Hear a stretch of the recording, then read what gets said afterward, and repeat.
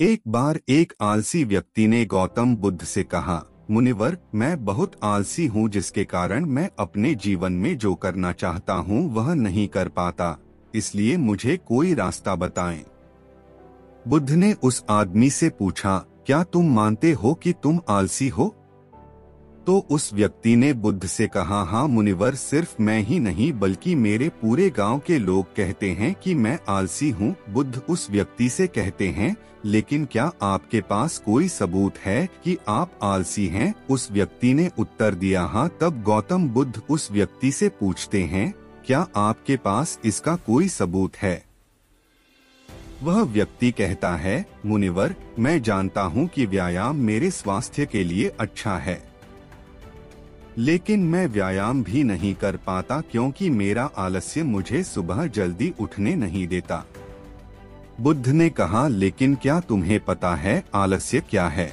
उस व्यक्ति ने कहा, मुझे नहीं पता कि आलस्य क्या है, लेकिन जो भी है वह बहुत बुरा है। बुद्ध ने कहा, सबसे पहले तुम्हें यह समझ लेना चाहिए कि जो भी चीज प्राकृतिक रूप से उसका कुछ न कुछ उपयोग होता है वह बुरा नहीं होता है या अच्छा। आलस्य एक भावना है, यह एक विचार है जो हम अनजाने में खुद से पैदा करते हैं। आदमी ने पूछा, लेकिन यह कैसे है मुनिवर? तो बुद्ध ने कहा कि आलस्य पैदा होता है, इसके दो कारण हैं, पहला शारीरिक और दूसरा मानसिक। जब हम अपने किसी भी भोजन को देते हैं, शरीर जिसके अंदर जीवन शक्ति नहीं होती, हमारे शरीर में आलस्य पैदा हो जाता है, क्योंकि यह शरीर ऊर्जा से चलता है और जैसा हम इसे देते हैं यह वैसा ही विचार करता है, यह वैसा ही व्यवहार करता है।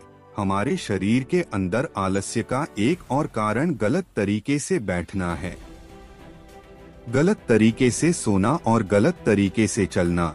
हम कभी इस बात पर ध्यान नहीं देते कि हमारा बैठना, लेटने और सोने की स्थिति सही है या नहीं। अगर हम बौद्ध भिक्षुओं को देखें तो पाएंगे कि वे कब बैठते हैं, उनकी रीढ़ की हड्डी बिल्कुल सीधी होती है। जब वे सोते हैं तो उनके शरीर के किसी भी हिस्से पर कोई दबाव नहीं पड़ता है, और जब वे चलते हैं तो उनके शरीर के किसी भी हिस्से पर कोई दबाव नहीं पड़ता है। उनके दो कदमों के बीच एक लय होती है। शारीरिक स्तर पर आलस्य का तीसरा कारण सुबह जल्दी न उठ पाना है। यह सुनकर व्यक्ति कहता है, हाँ मुनिवर, मैं सुबह जल्दी नहीं उठ पाता। यह सुनकर बुद्ध मुस्कुरा देते हैं और कहते हैं कि आप सुबह जल्दी उठ सकते हैं। जब आप रात को सोने का सही समय निर्धारित करते हैं तो हर व्यक्ति को अनुशासन का पालन करना पड़ता है, क्योंकि अनुशासन हमारे जीवन में संतुलन लाता है। ज्यादातर लोग अनुशासन को बुरा मानते हैं क्योंकि उन्हें अनुशासन का एहसास होता है, उन्हें बांधता है, जबकि सच तो यह है कि अनुशासन हमें बांधता नहीं है बल्कि मुक्त करता है। तब व्यक्ति बुद्ध से पूछता है, लेकिन हमें इसकी शुरुआत कहाँ से करनी चाहिए? जैसे ठीक से खाना, बैठना या लेटना, सुबह जल्दी चलना आदि। बुद्ध कहते हैं कि आप इस समय जो भी कर रहे हैं उसे अभी से शुरू करें। इसे ध्यान से करें। पहले आप मन के स्तर पर आलस्य को समझें, अन्यथा अधिकांश स्थितियों में मन ही है जो शरीर के कारण आलस्य पैदा करता है, क्योंकि मानसिक आलस्य का पहला कारण हमारी पुरानी गलत धारणाएं हैं। हमें लगता है कि हम ऐसा करने में सक्षम नहीं थे, पिछली बार भी ऐसा ही किया था, इस बार भी हम ऐसा नहीं कर पाएंगे। जब हम खुद को सक्षम नहीं मानते हैं तो आलस्य अपने आप ही हम पर हावी हो जाता है। दूसरा कारण है छोटे और आलसी लोगों का साथ देना। कभी कभी ऐसा होता है कि आलस्य हमारे अंदर नहीं होता है, लेकिन दूसरे लोगों की वजह से हमारे अंदर आ जाता है। ऐसा होता है क्योंकि हम आलसी लोगों की संगति करते हैं। हाँ मुनिवर, यह बिल्कुल सत्य है, मैंने भी यह अनुभव किया है। तब बुद्ध ने कहा, तीसरा कारण मन की स्पष्टता का अभाव है। मान लीजिए कि आप किसी जंगल में खो गए हैं और शाम हो गई है और आपको नहीं पता कि आपका घर किस दिशा में है, तो क्या हुआ? क्या आप आलसी होकर लेटे रहेंगे या अपने घर की तलाश में कोई रास्ता खोजेंगे? उस व्यक्ति ने कहा कि मैं बाहर जाऊंगा घर की तलाश में। तभी उसने कहा, अगर बहुत कोशिश करने के बाद भी तुम्हें घर का रास्ता न मिले तो तुम क्या करोगे? उस व्यक्ति ने कहा, मैं अभी भी इसे ढूंढता रहूंगा, क्योंकि मेरे पास कोई दूसरा विकल्प नहीं होगा। कई विकल्प हैं। अगर किसी के पास एक ही विकल्प है तो उसका दिमाग बिल्कुल खाली होगा।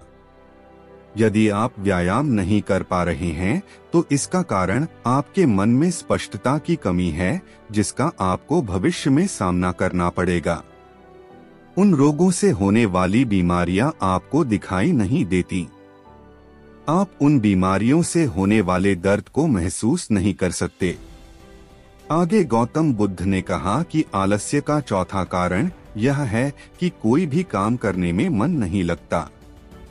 मान लीजिए आप सड़क पर कहीं जा रहे हैं और काफी दूर चलने के बाद आप थक जाते हैं और चलने का मन नहीं करता।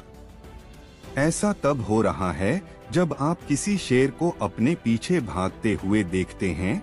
तो क्या ऐसी स्थिति में भी आप अपने आलस्य के कारण वहीं रुकेंगे? नहीं, तो समझ लीजिए कि आलस्य आपको वह काम करने से रोकता है जिसे करने का कोई बड़ा कारण नहीं है। तब उस व्यक्ति ने बुद्ध से कहा, धन्यवाद मुनिवर, अब मुझे आलस्य का पूरा खेल समझ में आ गया है। भगवान गौतम बुद्ध उस आलसी व्यक्ति से कहते हैं, मेरी एक बात हमेशा याद रखना, जहाँ स्पष्ट हो या कोई काम करने का कोई बड़ा कारण हो, वहाँ कभी आलस्य नहीं हो सकता। दोस्तों, आलस्य मनुष्य का सबसे बड़ा शत्रु है, क्योंकि आलस्य जीवन में कभी भी प्रगति नहीं कर सकता।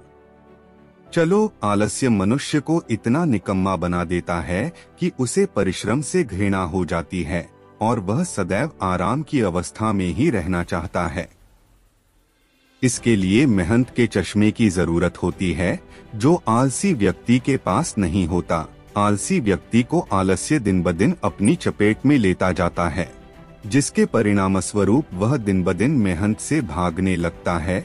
मेहनत ही खत्म हो जाती है। शत्रु ने आलस्य कहा, नमक सिर्फ दोस्त हो सकता है, इसके अलावा इसे खत्म करने का कोई रास्ता नहीं है। मेहनत से दोस्ती करने के बाद यह दुश्मन अपने आप खत्म हो जाता है। मेहनत ही सफलता की कुंजी है। इस बात को केवल एक मेहनती व्यक्ति ही समझ सकता है, क्योंकि वह कड़ी मेहनत के महत्व को अच्छी तरह से जानता है। वह जानता है कि कड़ी मेहनत ही उसकी सच्ची दोस्त है और इस दोस्त की मदद से वह अपने जीवन में हमेशा प्रगति करेगा। वह उस काम को छोड़ने की बजाय दोबारा और अधिक मेहनत से प्रयास करता है और तब तक कोशिश करता है जब तक वह उस काम को करने में सफल नहीं हो जाता। और इसके विपरीत आलसी व्यक्ति किसी छोटे से काम को करने की कोशिश करता है।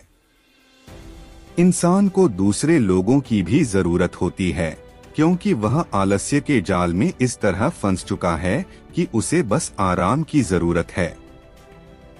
यानी वह अपने कंफर्ट जोन से बाहर नहीं आना चाहेगा, रुकावट नहीं चाहता और अपनी पूरी जिंदगी ऐसे ही गुजारना चाहता है। दोस्तों, आलसी व्यक्ति कभी भी न तो मेहनत का महत्व समझ पाता है और न ही समय का महत्व। इसके कारण वह अपना पूरा जीवन बर्बाद कर देता है और अंत में उसके पास पछताने के अलावा कुछ नहीं बचता है। जबकि एक मेहनती व्यक्ति समय का महत्व समझ लेता है और समय का महत्व समझ लेता है। दिन प्रतिदिन कड़ी मेहनत करके अपने लक्ष्य को प्राप्त करने का प्रयास कर रहा है। इसलिए आपको हमेशा मेहनत से दोस्ती और आलस्य से दुश्मनी रखनी चाहिए।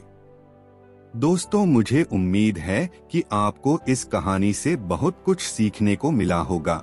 आप गौतम बुद्ध द्वारा बताए गए उपाय से भी अपना आलस्य दूर कर सकते हैं। दोस्तों, आपको यह कहानी कैसा लगा, कृपया हमें कमेंट बॉक्स में कमेंट करके जरूर बताएं और अपने दोस्तों के साथ ज्यादा से ज्यादा शेयर करें। धन्यवाद।